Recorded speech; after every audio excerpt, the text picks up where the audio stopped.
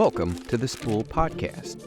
Unwind with Dr. Nils Roemer, Dean of the Bass School at UT Dallas. Thank you all again for joining us today. I'm really thrilled to welcome David Hanson, one of our alums, but also an incredible individual, internationally recognized innovator, creator of robots, entrepreneur, and many other things.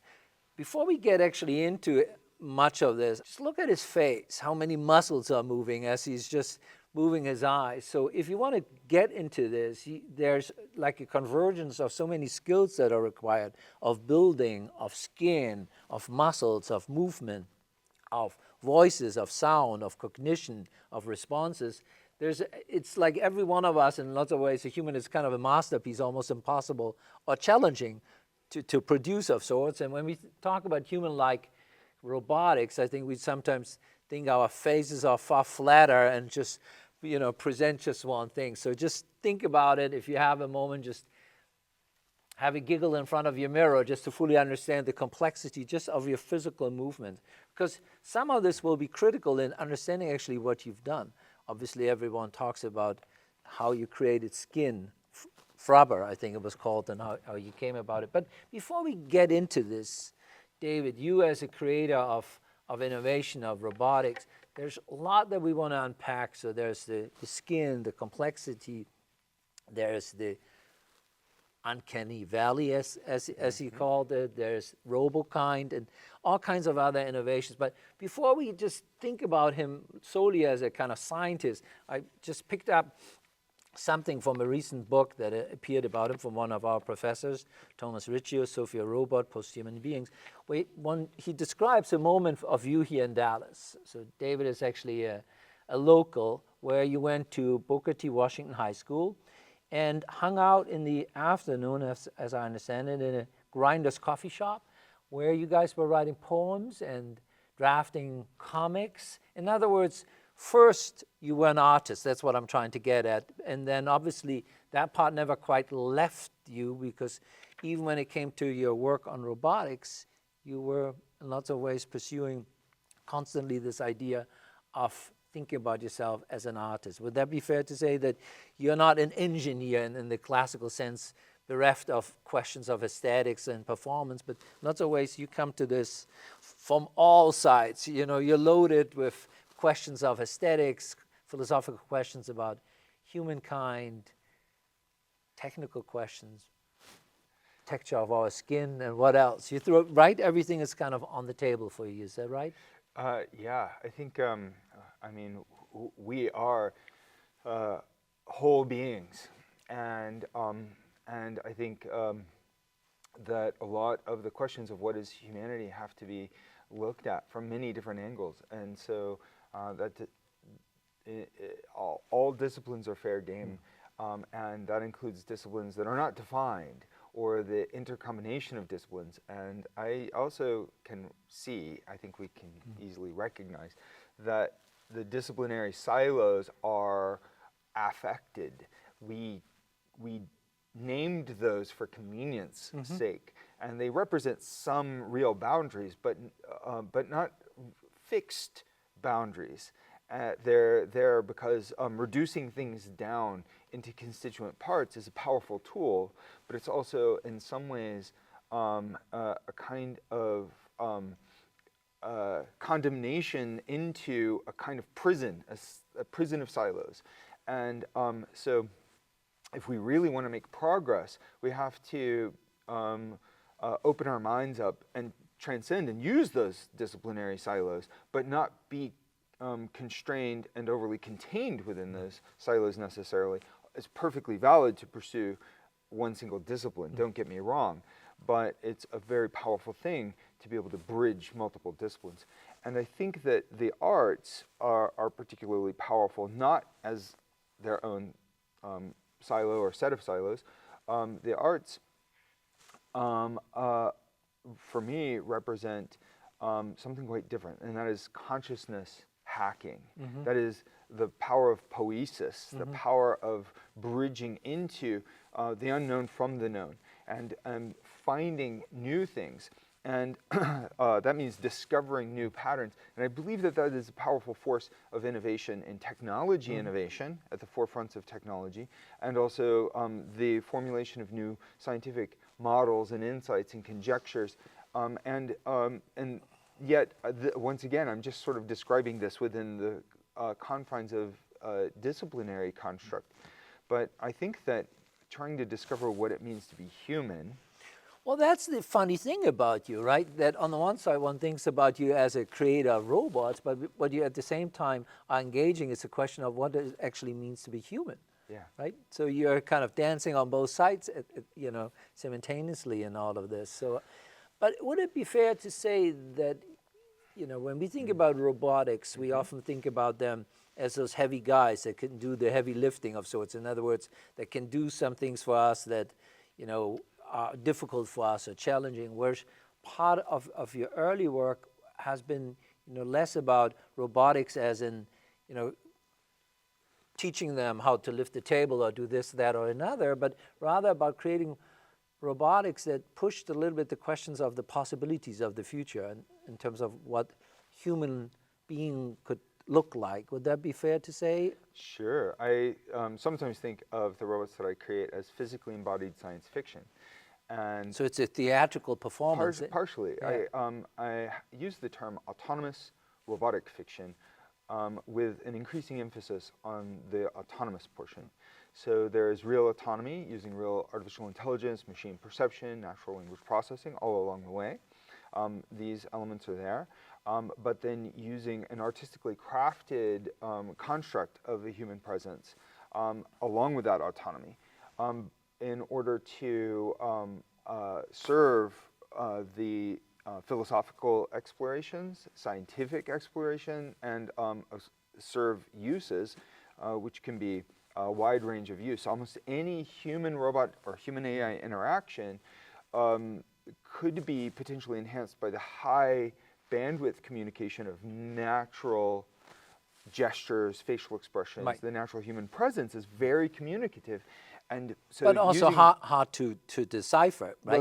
Well, yes and no, but artists do this. Right. And that's what so when I say consciousness hacking, this kind of, in some ways, it's like a neurocognitive hacking into human consciousness. And artists who are working in, say, paint, like Leonardo da Vinci with La Gioconda, have represented a presence that can haunt you. Right. And Leonardo did that certainly through techniques that he was scientifically evaluating in the science of that time, but he was using his intuition, he was using his artistic sensibilities, he was using all of these things to create the most famous and engaging painting of history, and that still works on our nervous system to this day.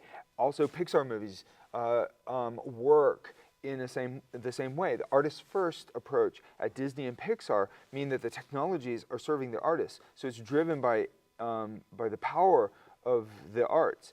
And so in this way, we could see artists as being on the front line of discovering how the human nervous system works in terms of social engagement, social aesthetics. The artists can do things that we can't engineer.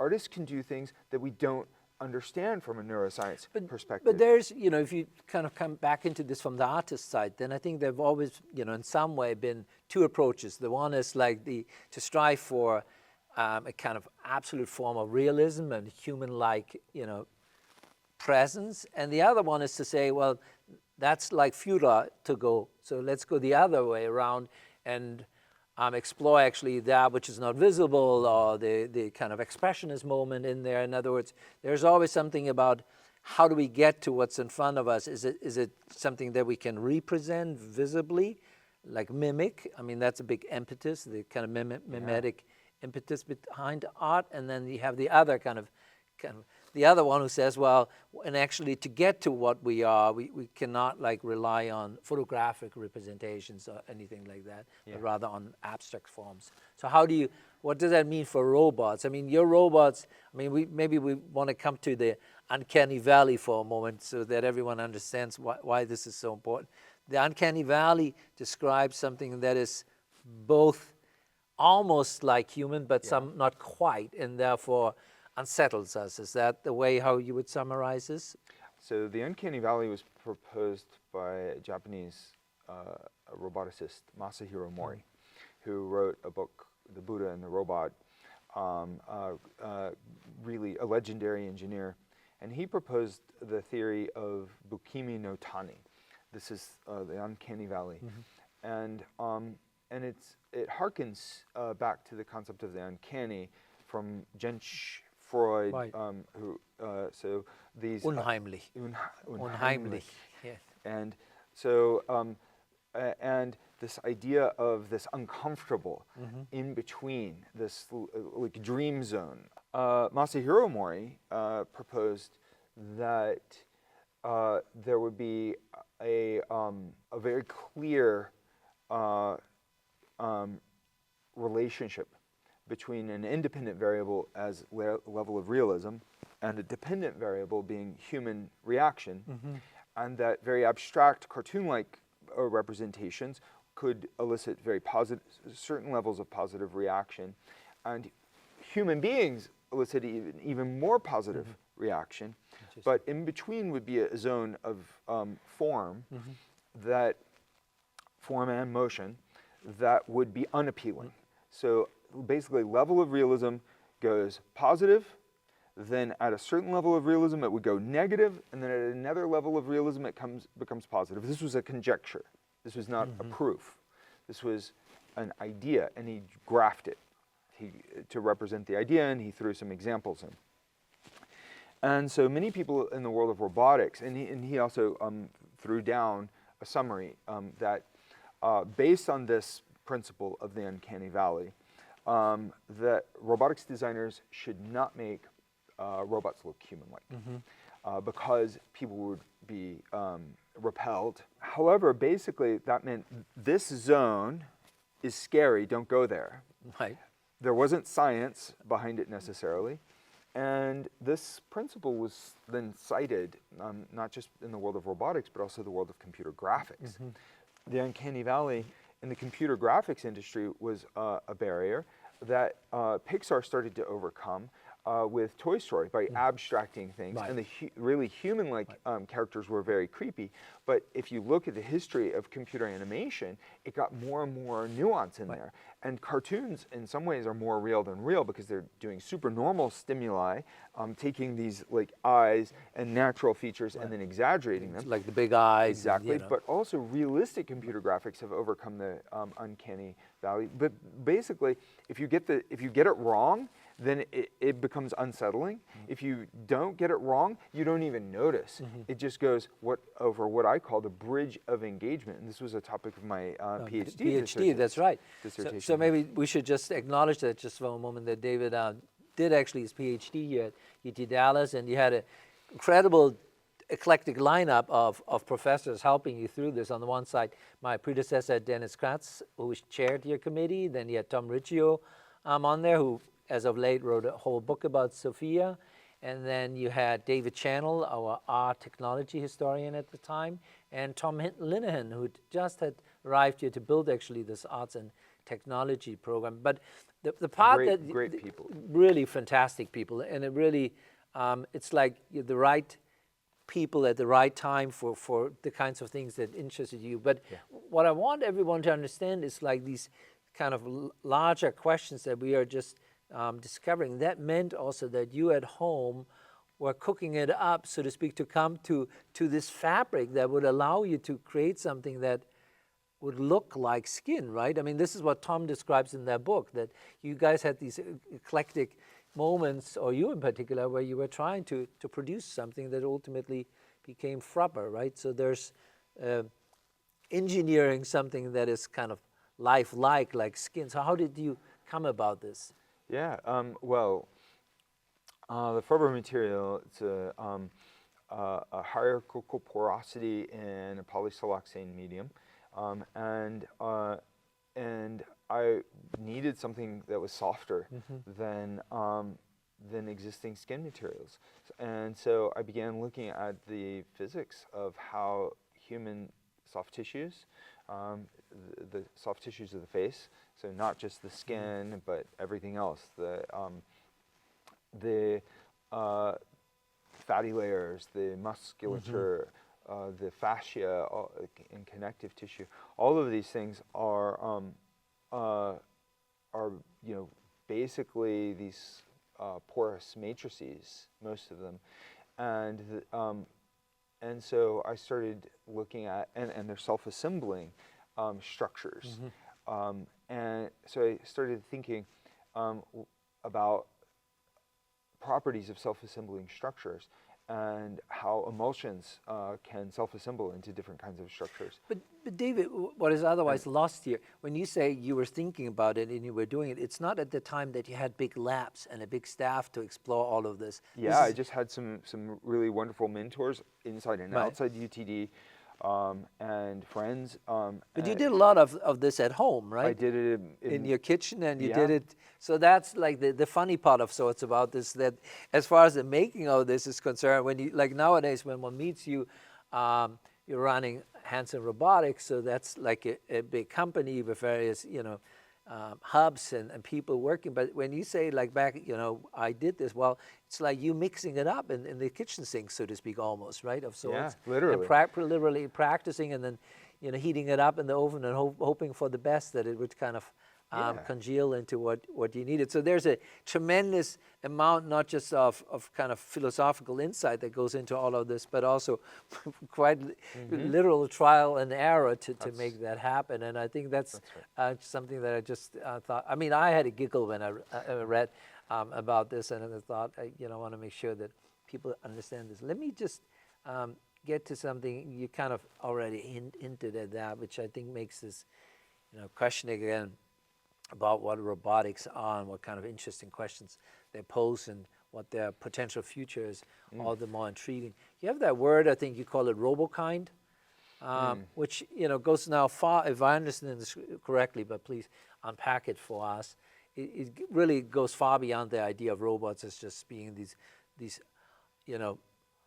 hulks of strength and that can do this or that. What are robokinds going in your mind going to do for humankind, or how is that interaction going to affect actually also the other side, not just in the sense that there's something bigger, stronger that does all kinds of things very quickly, but it's going to change us, right? According to your idea of robokind. Yeah, I think that AI and our technology in general, robotics and many others, are actually part of humanity, a kind of that we're cybernetic organisms. We're made of information, and that our civilization is a kind of cognitive augmentation, and that our tools sometimes are extensions of our limbs, but the most profound thing is the extension of our consciousness. And so this is where the AI revolution really fits. It's not like a separate organism or a separate species, although it could be. Bio-inspired artificial life with AI or robotics is an imminent prospect. I believe that it's going to happen. That's what we're aiming toward. And so if we see that happen, I think we are in some ways, but it's more proto-life. It's not fully autonomous. It's not able to take care of itself. It doesn't evolve on its own. When that happens, when that profound day happens, it will represent a new major branch on the trunk of the tree of life itself. Interesting. But it does mean that, if we go back to the much celebrated Sophia, the first robot ever granted citizenship, the one that entertained everyone on TV and the likes, which came really to fame in the pre-pandemic, right? True. World of sorts. There's the idea also, which the way I understood it, is that there's also a fascinating, well, let's call it a loop or so. It's so that you have this Ask Sophia version of it. You had it running early on, but Sophia evolves by the data that Sophia acquires, right? In other words, if I were, instead of, I'm enjoying my time with you, so don't misunderstand that, but if I would be talking to Sophia extended periods of time, then her responses would also become more and more adjusted to what I'm saying, and I respectively would also respond again in a different way based on how she's interacting with me. So there's when it comes to teaching empathies and things like that, there's who teaches you, who at some point. I mean, isn't there like a kind of one kind of system of sorts? Yeah. Because at some point, I thought that's what you were trying to get at with this robokind, that it becomes really a way for us also to evolve. Yeah, I mean, oh, absolutely. And I think that the biosciences are being revolutionized these days, but the opportunities of human neuroplasticity and culture and education, creativity and discovery, all of these things can be enhanced by artificial intelligence and interactions with robots, no doubt. And so I see a symbiosis there. So we're making these technologies and moving them forward in a kind of co-evolution. Right. So it's not us or them, to be clear. It's really all us, especially if we bring the right kinds of principles to bear when we're developing these technologies. So machine learning has been around a long time, and creating robots that can adaptively learn or acquire facts and then refer to them. That's been around a long time. But it's gotten a lot faster. But it's gotten faster. But and then it echoes the sentiments in the human data that go into the training models. But one could argue that it doesn't really feel these kinds of human experiences, ethics, sentiments. And this is a difference in the approach that I'm bringing with my team. We have what we call sentience quest, which basically means taking physiology simulations at different levels of fidelity and running these kinds of deep drives that are based on biological drives, so that and then coupling these with the physical hardware and the physical embodiment, and then tying these in to the robot's dialogue systems, to the motor control and animation of the robots, and then letting them learn and grow, basically like almost like setting up a system that allows them to go through developmental stages. And so this would be going from the mimicry to potentially actual life.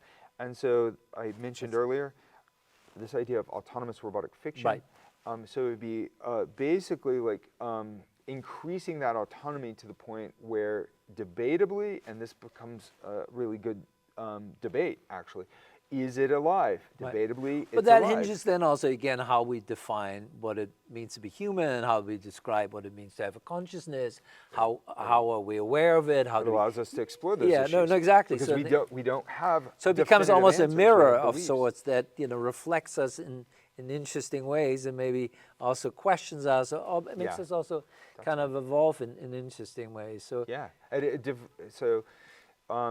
for me, it's interesting if it can help us diversify that exploration, lead to new openings, maybe revisit some things. I mean, some of the issues here are thousands of years old. The ancient philosophers were wrestling with some of these issues. And that doesn't mean they can't be solved. I think that these can help us to leverage, open these new avenues of inquest into these deep and But there's ancient also, issues. coming back to this term uncanny, I mean, one of the things, I think it was your creation of Philip Dick, where the question really, this is like where well, you describe it maybe better than I do, but where I think the question then also comes that we can theoretically conceive of creating now robots that embody people that have once lived, who we load with anything that they've written, talked, and whatever, and we can kind of have then continuous interaction with them, even beyond their lives. I mean, we see this now. One of my fields is Holocaust remembrance, and holograms, have been utilized in museum spaces as a way of continuously being able to talk to survivors. But they're holograms, so you're still very much aware of the fact that you're not really talking to a real person of sorts, and you're also not meant to. But with your Philip Dick robot, you were pushing that idea a little bit of creating a robot that was continuing the life of someone of sorts, or at least creating that illusion. Or how would you describe that? Yeah, and also creating a robot portrait of Einstein. Yes. And creating a robot portrait of Charles Babbage for Cambridge University, and Ibn Sina, and various others. So the robots that I create, I want people to know that they're robots first of all. So it's not like it's also not about creating something to necessarily create the impression that that person is alive. Okay. I mean, which I think is actually valid. So one of the most famous robots in the world is the portrait of Abraham Lincoln that the Walt Disney Company created for the 1964 World's Fair. Right. It's at the Disney parks in various forms through the years, and still runs, and delivers wonder, and also creates a connection, a sense of connection with history. It's a powerful thing. But making a robot portrait and calling it a robot portrait and having that as part of its identity, I think is something quite interesting. So I do think that when I say that we're informatic cyborgs, I believe that a substantial portion, the entirety of our being, the only difference between us and the raw elements in the earth underneath us is the information. That formation can be in our biology, but then that actually extends, the information space extends to everything that we think, we dream, we learn, all the language we adopt or invent. So all of that language, all of the legacy of the people in our lives, it gets encoded and passed on, and is a living legacy. In some sense, that's a spirit. And so then bringing that back into a kind of physical embodiment, like with the android portrait of Philip K. Dick, really, it was based, that was an early large language model developed by Andrew Olney with Art Grasser at the University of Memphis. So that was trained on in 2005, trained on the writings of Philip K. Dick, the nonfiction writings and interviews. But you also created a whole setting for it, right? So yeah, exactly. And then with machine perception, it would be able to understand speech and make eye contact, and it was theatrically crafted, certainly, but a lot of what it would say and do was actually from the words. From the words itself. And large language models today are so much more effective with so much more data, so many more connections, more sophisticated approaches like transformers. And these are able to deliver human spirit. So in some ways, the way that I see it is these LLMs are like doorways, portals into the hidden realms of our informatics, of the soul of humanity, into our dreams and our nightmares, into our hopes. But they don't represent these entirely in a living system, and neither do these robots when we make them. So so it's important for us to see that it's not a definitive answer. These algorithms aren't alive by themselves, but if we do put some of the missing pieces in place, then there would be more of a spirit of life. But is that a complete spirit? I mean, like Hameroff and Penrose would say maybe orchestrated reality requires this kind of consciousness would require some kind of theory of quantum gravity, but maybe we can actually use biological systems now that we're engineering brain organoids. There's a little startup in Switzerland that allows you to dial into an or connect with a living brain tissue as a service through the internet, so you could patch these things in. I believe that we're on the kind of cusp of something, right? Of not just one momentous societal change, technology change, but on many, just wave after wave that are about to crash. This means that we need more than ever the power of intuition to harness and explore these these tools. And so the arts disciplines, for me, when I mention art is consciousness hacking, not specific to the disciplinary silo, it's no longer just a rhetorical debate about, oh, is figurative arts better or Right. abstract arts? It really is that the reality of our worlds is every time we wake up and we walk into the day, we are bearing fruits of new consciousness from our dreams into our day. We do this through technological media, and then sometimes when it fits our expectations, we will call it art, and other times it's just part of how civilization works.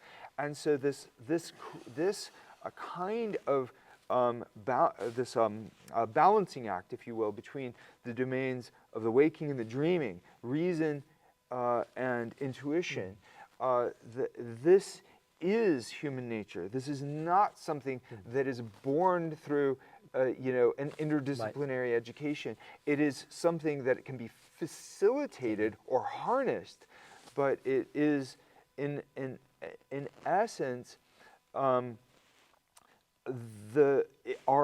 humanity that we live with, inseparable from us.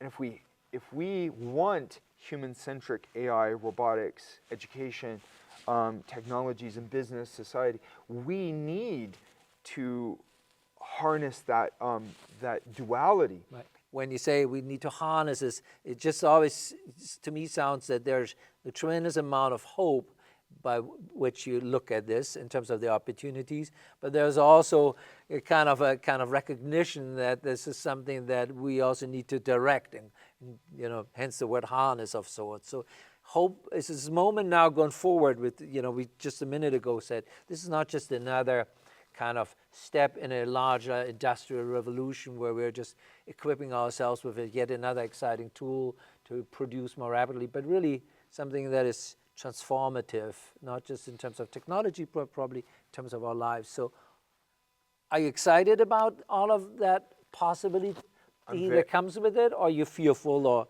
how would you describe this? I'm very excited, but I also see and am familiar with the potential catastrophic consequences, not just of artificial intelligence.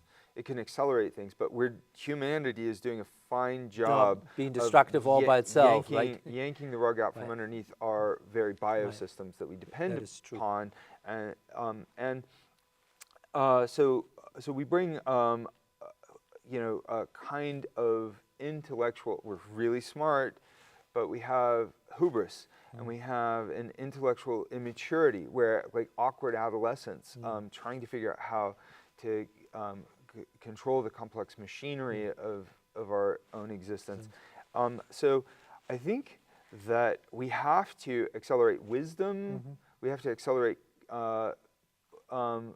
intelligence in ways that look out for the betterment of life going into the future, that can really care about understanding the nature of life around the world, that can bring out the best and help to actualize the potential. So this is a lot to unpack, but I believe that comes down to appreciating life, and that we can make AI that actually deeply appreciates life. And if we have that, then AI can grow smarter, faster, really effectively, and we can have creativity. We can have open source AI, and it would inherently be safe if it's motivated in the right way, and the humans are motivated in the right way. So we have to unlock these codes of super compassion, of super intelligence with super wisdom, and that means that does sound really exciting. The principle of accelerating wisdom, not just accelerating intelligence, because some intelligence can be psychotic or nihilistic, right? I mean, or can just be a tool in the interest of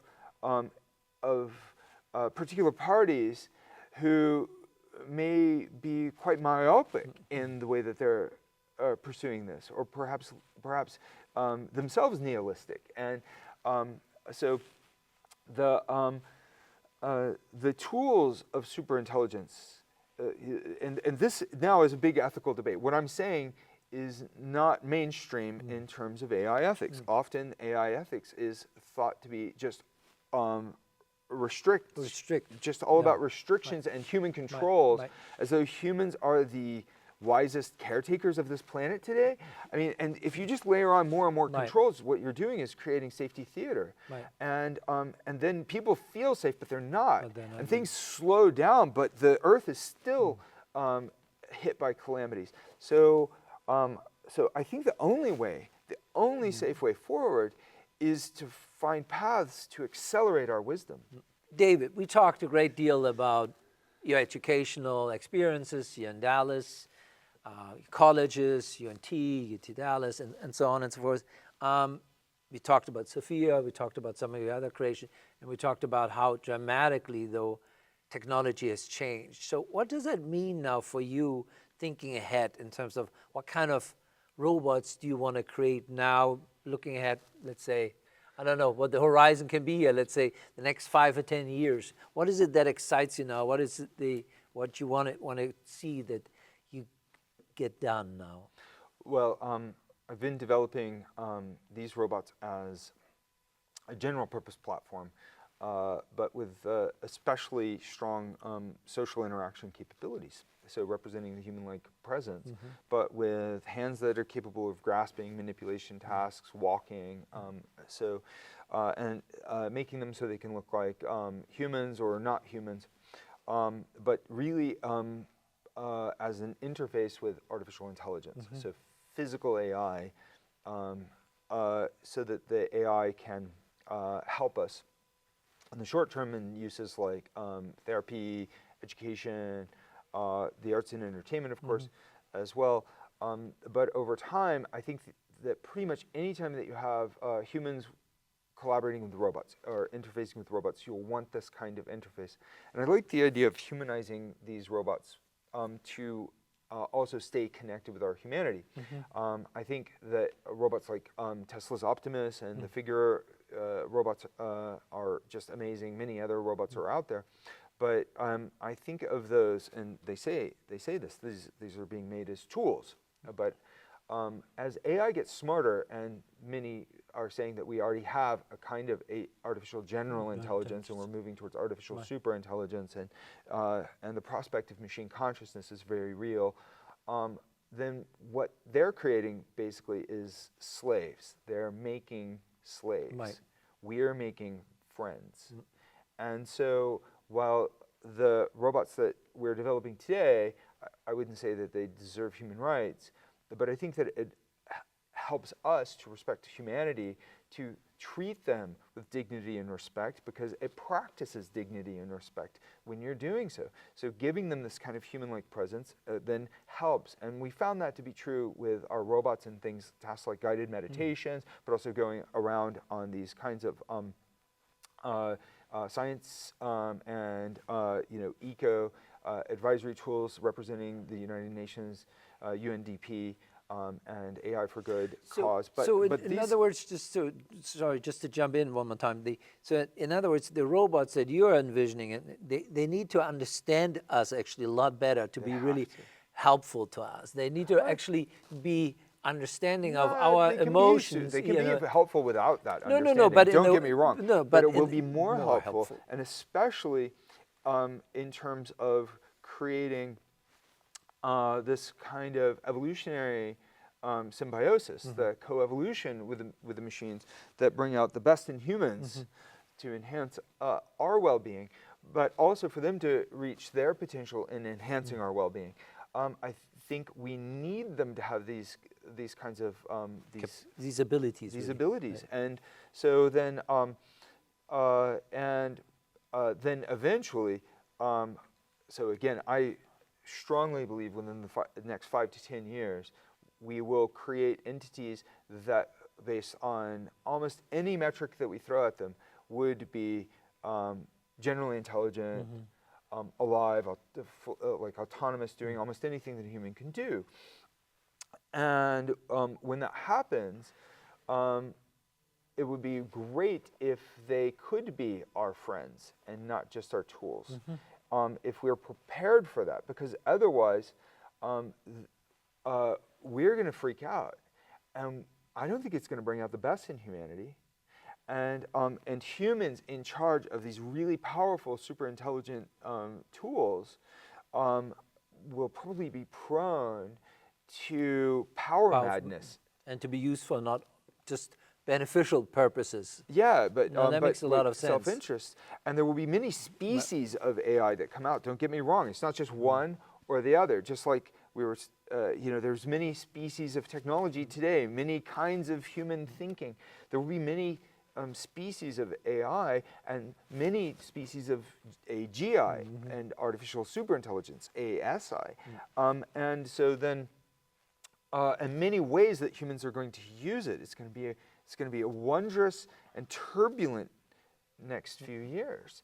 So I want to put the tools out into this world that allow third parties to develop, the students. So we make our code open source. And DeepSeek, which is in the news, is I think most profoundly disruptive, not because of where it came from in the world, but because it's open source, and it's also it represents an incredibly frugal approach, scrappy. So this